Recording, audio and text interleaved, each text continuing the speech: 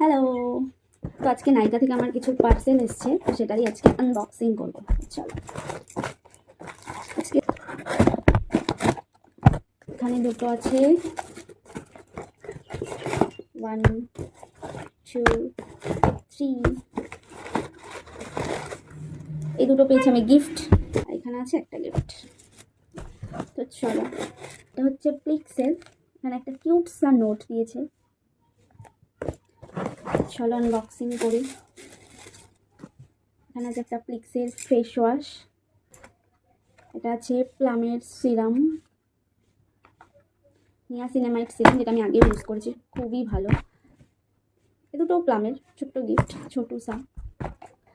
আর এখানে আছে একটা প্লামের ফেস মাস্ক, এটা হচ্ছে বায়োটিকের, এটা অ্যান্টি এজিং আই ক্রিম।